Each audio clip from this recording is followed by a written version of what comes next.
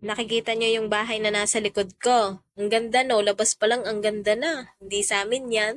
Wala lang, nasabi ko lang. Nagwalis na nga ako dito sa harapan namin dahil kailangan naman talaga na tapat natin linis natin. Pero sa totoo lang, madalang lang talaga ako maglinis dyan at kapag sinisipag lang talaga ako. Dahil minsan ang pinagwawalis ko dyan ay ang asawa ko at saka panganay ko. Pero minsan kapag nandito ang hipag ko, siya nga nagwawalis dyan sa harapan namin. Buti na nga lang umayos-ayos na at luminis-linis na tong harapan namin dahil dati talaga napakadaming jebs dyan ng mga aso. Kaya buti na lang talaga at naasikaso yun ng president dito sa amin at wala nang masyadong aso na dumudumi sa harapan namin. Pagkatapos ko nga magwalis sa harapan namin, tapos na din naman kami sa pag-aalmusal, ay pinaliguan ko na nga itong aking dalawang batang maliit. Taas ang kamay ng mga nanay dyan na merong toddler at merong infant. Nako, kayo lang makaka-relate sa akin. Dahil sa totoo lang parang mas alagain pa tong 4 years old ko kaysa dito sa aking 6 months old na baby. Paano ko nasabi, etong aking 6 months old, kapag napadede mo at napatulog mo'y okay na, etong 4 years old na ko, ang dami pang ligalig. At kapag hindi nasunod ang gusto na ko, hindi ka talaga titigilan. Pagkatapos ko nga silang dalawang paliguan, ay nagpunta na nga ako dito sa kusina para nga maglinis at magluto na nga din. At naghugas na nga ako ng mga hugasin dito, tapos meron nga kaming mani na binigay nga sa asawa ko, kaya ito't niluto ko nga muna.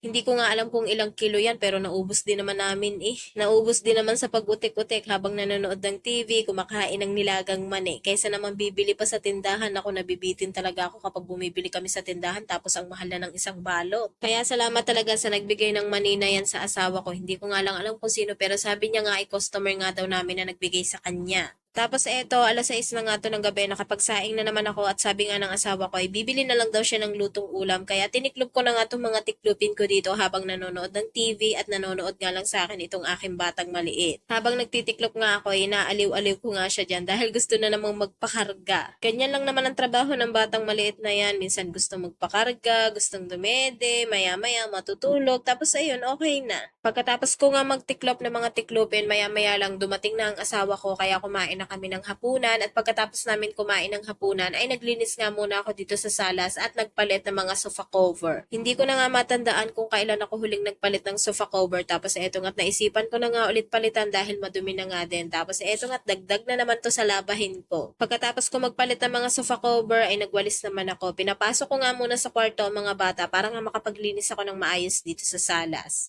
Pagkatapos ko magwalis, nagmap naman ako ng sahig. O diga, ang sarap sa pakaramdam kapag ganitong malinis ang bahay bago tayo matulog. Para kinabukasan pagising natin, hindi na tayo mai-stress na ang bubungad sa atin ay makalat na bahay. At hindi pa naman nagliligalig ang batang maliit, kaya ito't hinugasan ko na nga din ang mga pinagkainan namin ngayong hapunan. Nabihisa na din naman ang asawa ko ang batang maliit, kaya padededehin at patutulugin ko na nga lang siya.